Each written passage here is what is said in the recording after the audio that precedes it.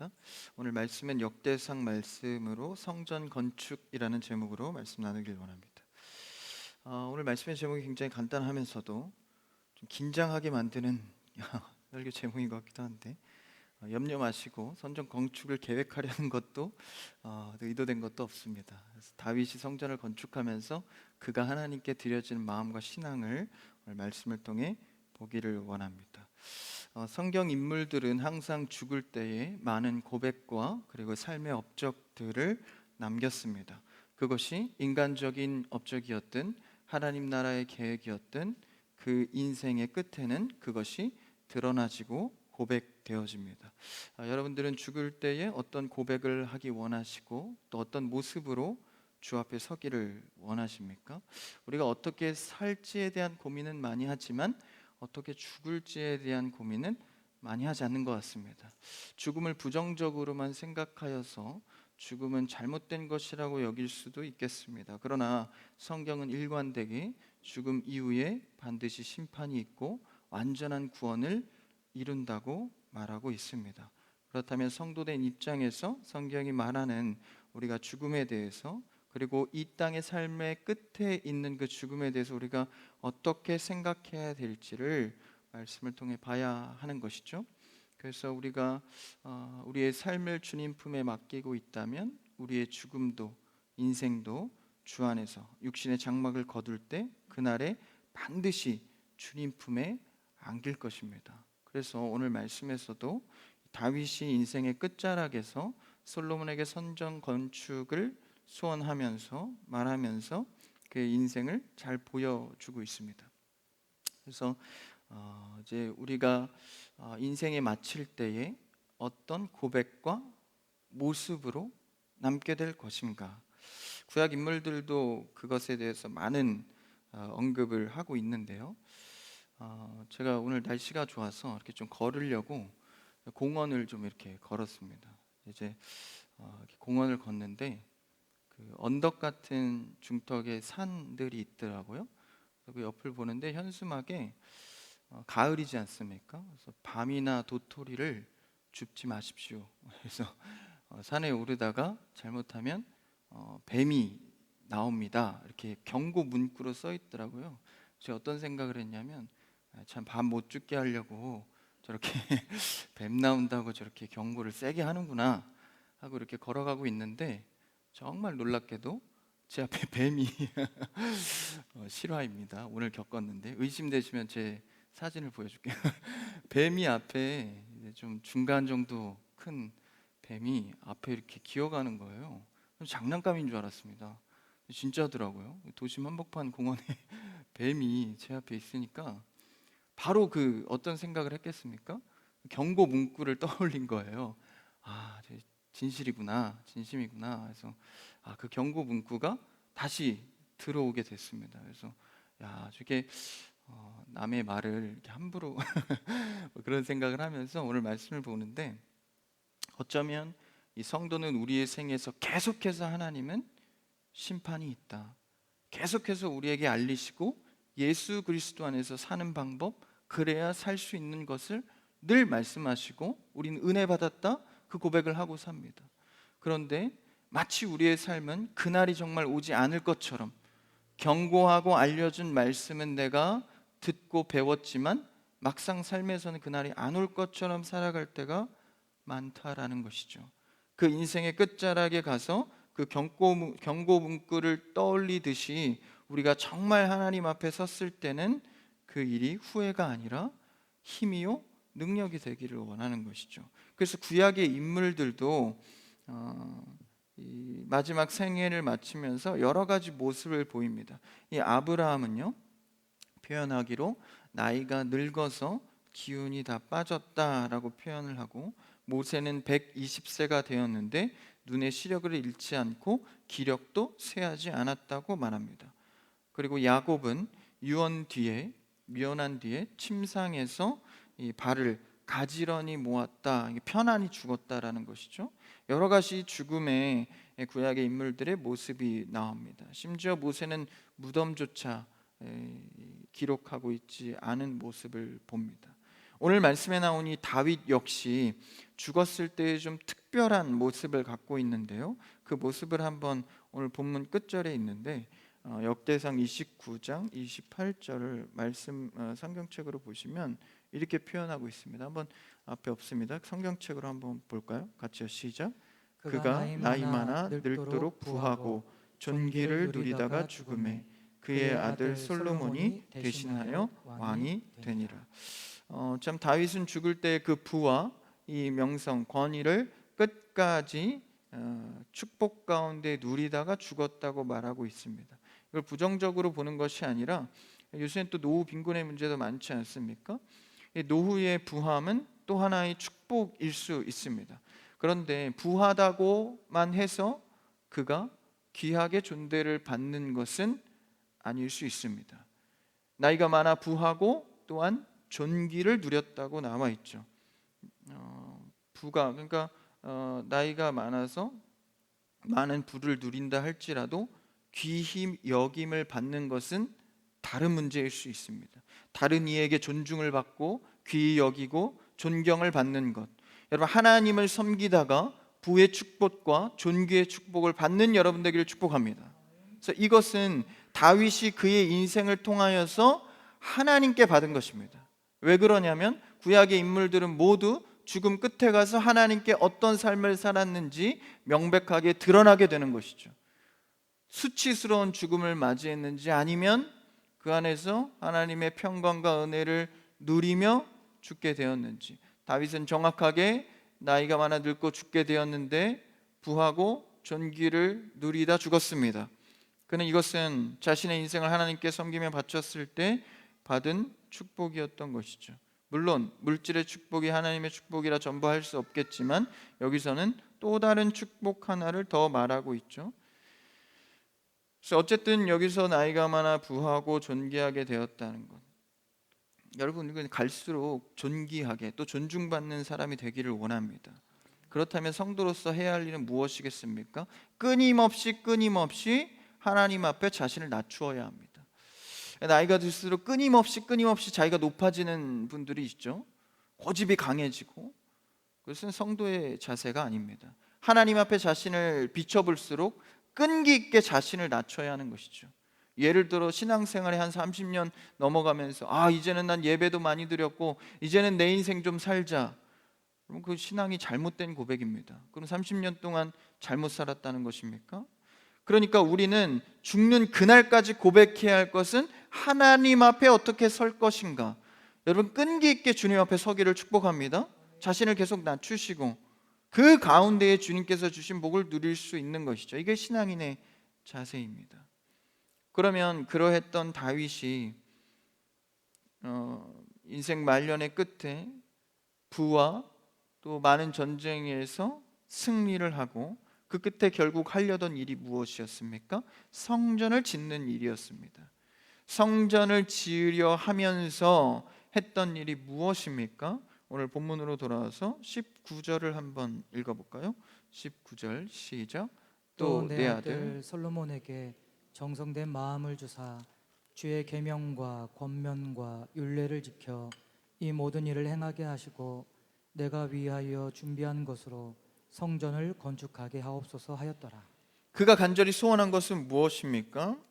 우리가 전에 읽은 말씀 28절에 그의 아들 솔로몬이 대신하여 왕으로, 후계자의 왕으로 세웠습니다. 그 이유가 뭐였죠? 그의 소원, 감사는 무엇이었습니까? 방금 읽은 19절 말씀에 성전 건축을 솔로몬이 할 수 있도록 감사와 기도를 하고 있는 것이죠. 그러니까 다윗에게는 이 솔로몬, 아들 솔로몬이 다음 왕의 후계자였습니다. 그가 생을 마감하면서 허무하게 끝나지 않음은 하나님을 섬기면서 좋은 후계자를 세웠다는 것입니다.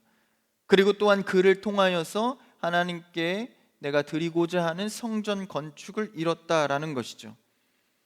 그러니까 아무리 대단한 사역과 아무리 대단한 업적을 세운다 할지라도 후계자를 세우지 않으면 하나님 안에서 그것의 의미는 나에서 끝나버리는 것이죠. 그러니까 내가 어떤 일을 하든지 그 사람이 내가 사라지면 끝나버리는 일은 하나님 안에서 열매 맺는 일이 아닙니다. 사도 바울의 사역만 봐도 그렇죠.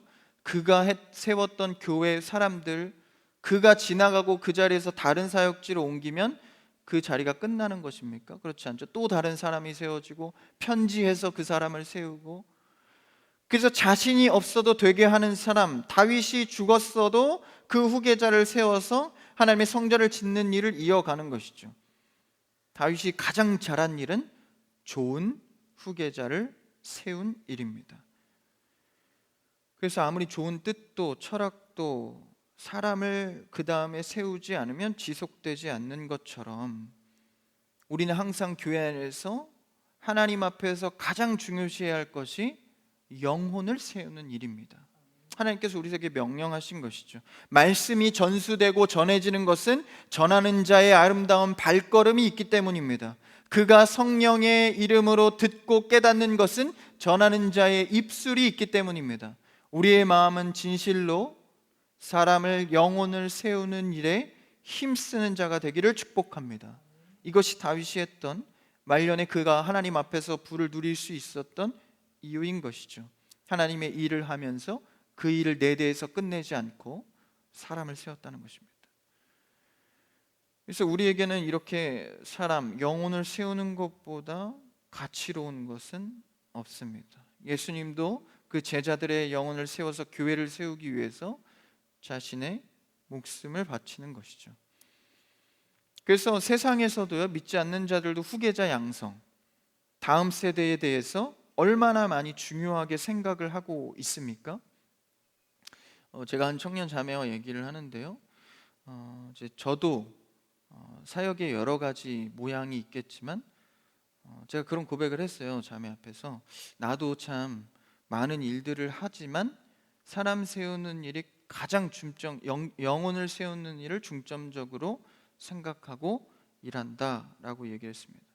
그래서 이 교사 직업을 갖고 있는 자매인데, 제가 교사 일을 하면서도 그런 면모에 대해서 얘기를 하더라고요.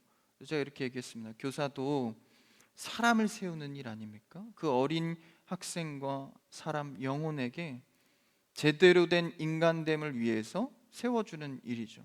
그래서 저는요, 사역자도 그렇지만 이 교사, 또 아이들 가르치는 일은요, 반드시 하나님 앞에 나는 사람을 세우기에 부름받았다는 사명감이 있어야 한다고 생각합니다. 그래서 뭐 공무원이니까 안정적이고 뭐 대출도 잘 되고 뭐 집도 잘 구할, 이런 게 아니라요, 그 일을 할 때는 먼저 나는 사람을 세우기 위해 하나님께 부름을 받았다. 이 사명감 없이 할 때 자꾸 문제가 터지는 거 아닙니까? 그래서 그런 사람을 대하고 영혼을 대하는 일은요, 아무나 하는 것도 아니고 아무렇게나 하는 것도 아닙니다. 그래서 하나님 앞에 우리는 성도로서 가장 중요한 것은 무엇입니까? 영혼이 넘어지지 않도록 사람을 세우는 일을 하는 것입니다. 교회 안에 있어서 가장 주의해야 할 게 무엇입니까? 사람이 넘어지지 않도록, 나의 혹시 말을 통해, 나의 행동을 통해, 나의 관계를 통해 사람이 넘어지는 것은 아닐까 늘 고민하고 생각해야 합니다. 이것이 사실은 많이들 사역자에게만 집중되어서 사역자의 고민만으로 머물 때가 많습니다. 그런데 조금이라도 신앙에 대해서 알고 은혜를 받았다면 이제는 내 영혼, 내 신앙을 넘어서 저 영혼이 어떻게 세워질 수 있을까를 고민해야 합니다. 아니, 하나님께서는 그 일을 위해 우리를 부르십니다. 그러니까 어느 정도 신앙생활 하면서 봉사도 하고 이제 교회 맛도 알고 좀 이렇게 흥미를 느끼기 시작하면요, 하나님은 사람 세우는 일에 반드시 부르십니다. 그때 여러분 순종할 수 있는 여러분 되길 축복합니다. 반드시 부르십니다. 그것을 자꾸 피하고 돌아다니고 안 나오고 그거 안 하려고 막 도망다니다가 이제 어디 한 대 툭 맞고 한 대 맞고 돌아오지 않습니까?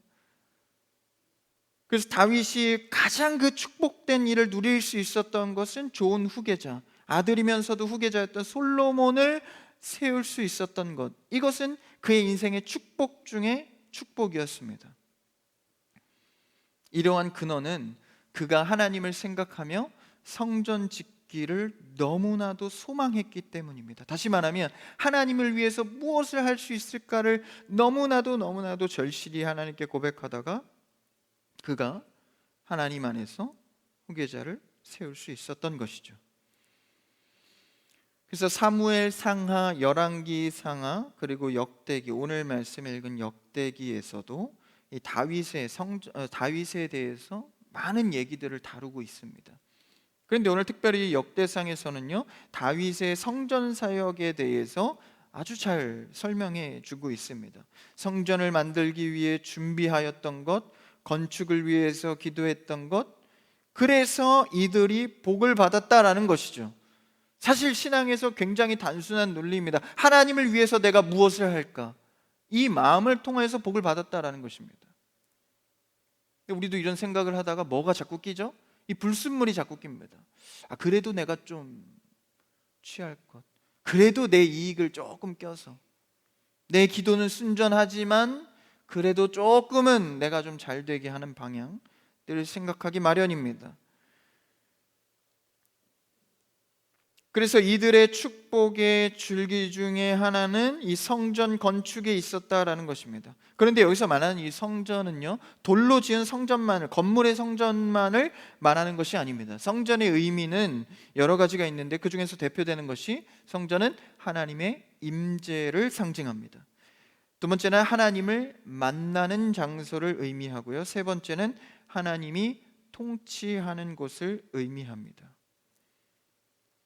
그래서 구약에서는 에덴 동산을 하나님의 성전으로 비유할 수 있고요, 또 구약 출애굽 때 성막을 짓던 것, 그 성막도 하나님의 계신 성전이었습니다. 그리고 예루살렘 성전도 하나님의 성전이었던 것이죠. 하나님이 계시고 만나주시고 통치하는 곳입니다. 여러분, 이 교회당에서 예배드리면서 하나님을 만나시고 하나님의 통치를 누리는 여러분 되길 축복합니다.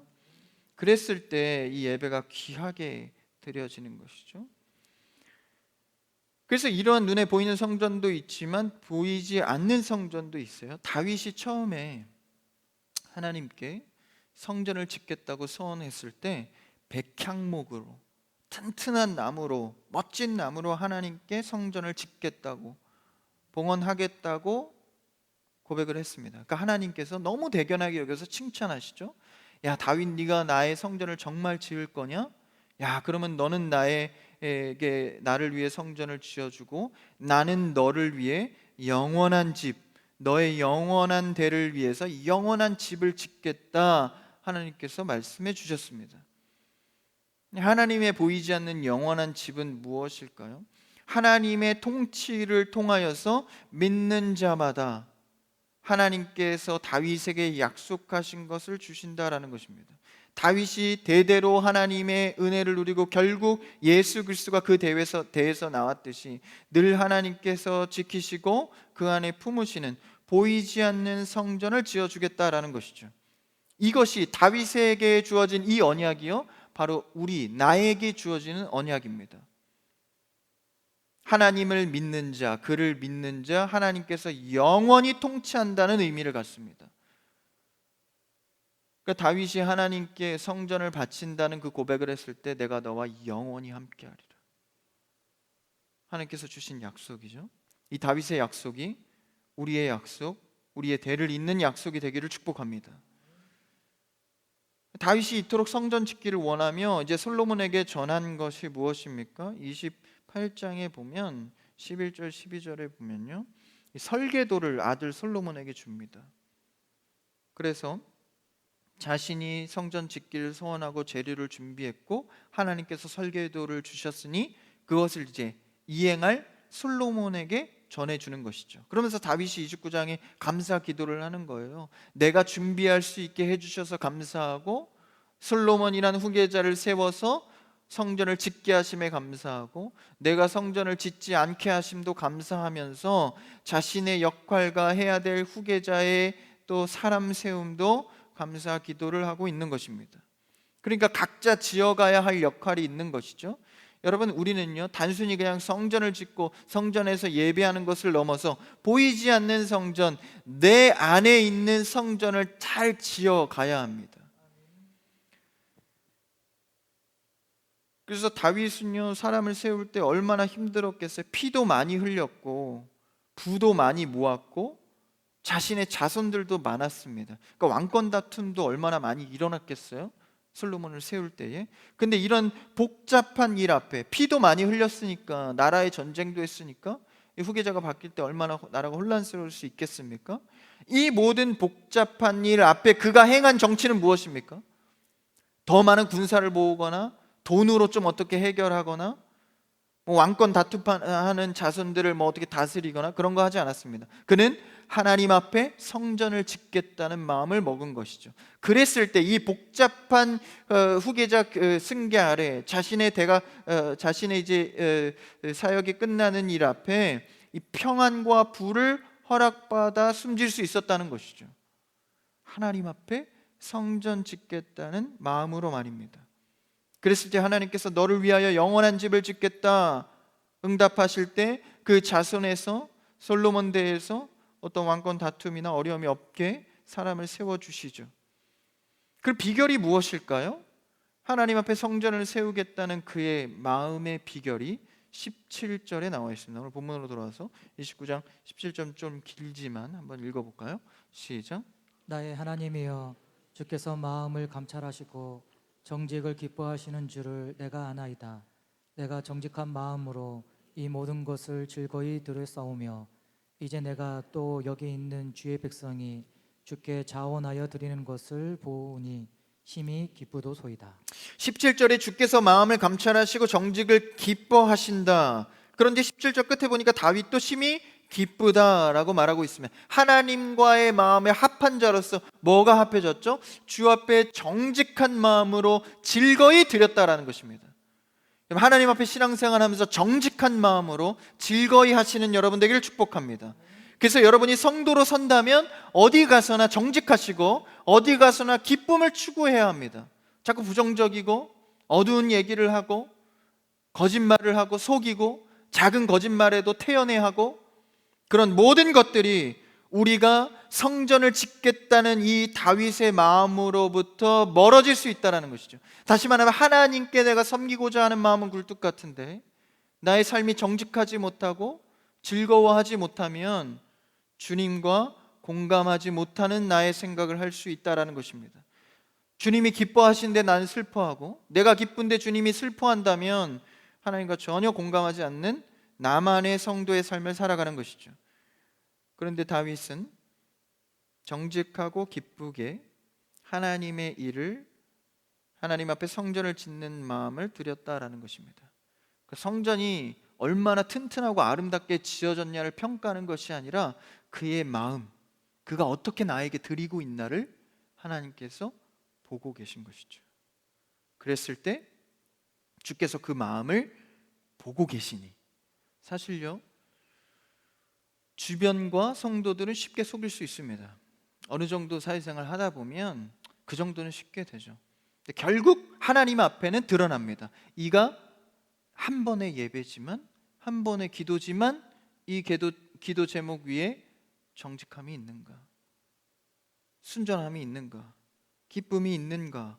그걸 누가 안다고요? 주님께서 아신다라는 것이죠. 그래서 그 정직한 마음으로 이 모든 것을 즐거이 드렸다. 하나님이 정직을 기뻐하시니 나도 그대로 드리는 것이죠. 이거 얼마나 어린아이 같습니까? 저가 이걸 좋아하니 이걸 준비해서 드리는 거예요. 그런 하나님 마음을 알 때 우리가 순전한 마음으로 주 앞에 나아가는 것이죠. 또한 19절에 우리가 아까 읽은 말씀에 보니까 아들 솔로몬에게 정성된 마음을 주사라고 요청하고 있죠. 하나님 앞에 정직하고 정성된 마음으로 드릴 수만 있다면 이것이 나의 소원이자 나의 마지막 생애에서 주께 하고자 하는 일이다라는 것입니다. 여러분 이 대목을 제가 읽을 때 제가 얼마나 하나님 앞에 부끄러운 마음을 이 기도하고 생각하게 되는지 모릅니다.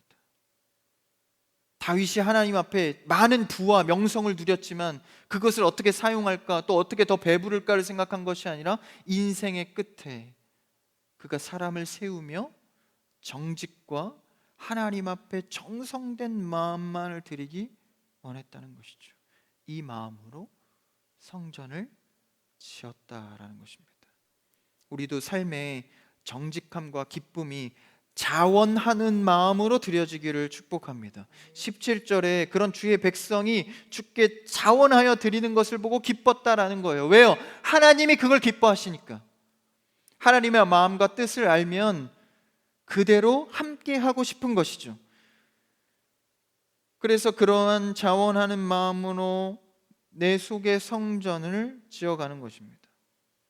이 다윗은 이미 물리적 성전을 짓기 전에 보이지 않는 마음의 성전을 잘 짓고 있던 것입니다. 마음의 성전은 무엇이에요? 하나님이 내 안에 거할 자리를 말합니다. 그래서 내 안에 하나님이 거하여서 내 마음속의 성전과 또 삶의 현장의 성전도 있지 않습니까?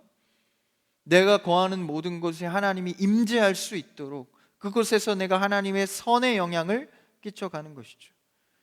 그러니까 하나님이 내 안에 거하시려 하는데, 왜냐하면 내가 성전이니까. 그런데 내 안에 재료도 준비 안 돼 있고 설계도도 없고 사람도 세우지 않고 있는 마음이라면 내 안의 성전에 어떻게 하나님이 거하겠습니까? 하나님이 백향목과 금칠한 성전에만 거하는 것이 아닙니다. 초라한 초막인 출애굽 광야에서도 하나님은 임재하였습니다. 왜 임재할 수 있죠? 그 마음속에 하나님이 거하시도록 내 마음의 정직함과 자원함의 기쁨과 정성의 마음이 있었기 때문입니다. 여러분 마음의 성전을 잘 짓는 여러분 되기를 바랍니다. 그래서 하나님이 편안히 임재할 수 있도록. 그리고 끝내 다윗을 통하여서 영원한 나라를 세우겠다는 영원한 집은 뭐로서 현실에 실현됩니까? 바로 예수 그리스도. 예수 그리스도가 이 땅 가운데 다윗의 계보로를 통하여서 오시면서 모든 성전의 완성이 되십니다. 그 장면을 이렇게 예수님께서 말씀하시죠. 요한복음 2장 19절에서 21절인데요. 잘 아는 말씀인데 한번 읽어볼까요? 시작. 예수께서 대답하여 이르시되 너희가 이 성전을 헐라 내가 사흘 동안에 일으키리라. 유대인들이 이르되 이 성전은 46년 동안에 지었거늘 내가 3일 동안에 일으키겠느냐 하더라. 그러나 예수는 성전된 자기 육체를 가리켜 말씀하신 것이라. 이제 전에 있던 물리적인 성전에서 내가 그 성전이 되니 내가 어떻게 무너지리라. 죽고 3일 만에 부활했을 때에 이것이 우리 안에 완전한 성전으로 예수님께서 임해 주신다라는 것이죠. 내 안에 예수 그리스도가 임하시면 하나님께서 임하실 수 있는 조건이 됩니다. 그래서 그가 우리를 위해 죽으시고 부활하셔서 성령을 통해 내주하시죠. 그러므로 내 안에 있는 성전은 하나님이 오실 수 있는 성전이 되는 것입니다. 그걸 위해서 우리를 위해 죽으시고 부활하셨다라는 것이죠. 부활을 하셔야 그 뒤에 성령을 통해 우리에게 임재하지 않습니까? 그래서 3일 만에 헐고 다시 세운다라는 것이죠. 그것을 자신의 육체를 가리켜 하신 말씀입니다. 여러분 제가 하나 질문을 한번 여러분께 드려볼까요? 여러분 안에 예수 그리스도가 살아계십니까? 살아계신다면 여러분은 이미 여러분 안에 성전이 있는 것입니다. 그렇다면 이제 그 성전을 어떻게 예수께서 잘 계시도록 갈고 닦고 유지할 것인가?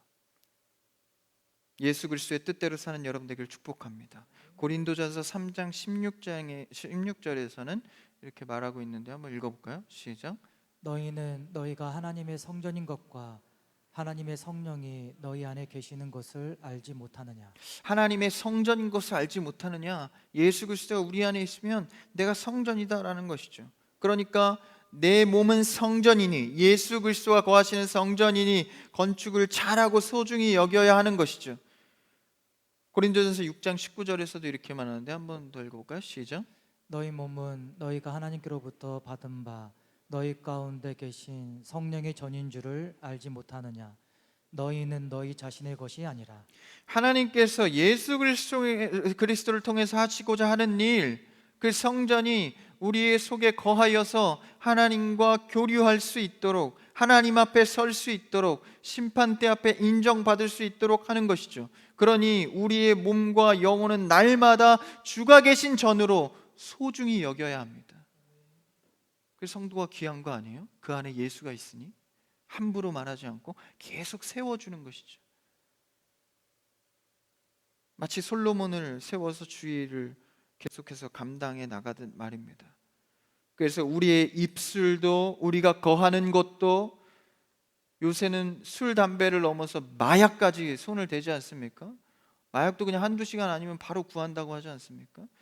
거룩한 성전을 하나님 앞에 어떻게 드리고 있는지를 스스로 점검하고 남의 눈치를 보는 것이 아니라 하나님 앞에 내가 어떻게 설 것인가, 거룩한 성전이, 몸된 성전이 잘 세워지기를 축복합니다. 자녀들에게도 늘 이 말씀을 전해야 하는 거예요. 넌 거룩한 성전이야. 예수님이 거하는 곳이야. 늘 우리가 말하고 행하는 것은 주님이 보고 계셔. 주님이 우리 안에 성전으로 계시니까 계속 교육해야 하는 것이죠. 그랬을 때에 우리가 내 안에 성전이 이제는 확장되기 시작합니다. 디아스포라, 흩어진 교회 성도들이 무엇을 했습니까? 처음에는 예루살렘 교회에 모여 있다가 박해로 인하여서 성도들이 흩어지게 됩니다. 그들이 흩어져서 복음을 전하고 복음을 전한 곳엔 성전이 세워졌다라는 것이죠. 내 안에 성전이 예수 그리스도 확실히 서 계시고 내 안에 계신 예수 그리스도를 날마다 은혜 가운데 누리면 이 성전은 부흥해 갑니다. 할렐루야. 믿으십니까? 여러분 안에 예수 그리스도를 모시는 삶을 통해서 교회와 가정과 사업장이 부흥하게 되기를 축복합니다. 이것이 디아스포라, 흩어진 성도를 통하여서 세워진 성전의 확장입니다. 다음 세대를 위해서, 그리고 내 주변의 성도를 위해서 무엇을 하겠습니까? 여러분, 복음을 통하여서 사람을 세우고 성전이 확장되는 역사가 있기를 축복합니다. 말씀을 정리합니다. 우리는 다윗처럼 어떠한 인생을 살았든 그 말년에 꼭 고백해야 할 것은 하나님 앞에 정직하고 자원하는 마음으로 드리는 삶을 고백하기를 원합니다. 그래서 사람을 세우고 어느 곳에 가든지 예수 그리스도의 성전으로서 올바르게 서는 여러분과 가정이 되기를 주님의 이름으로 축복합니다.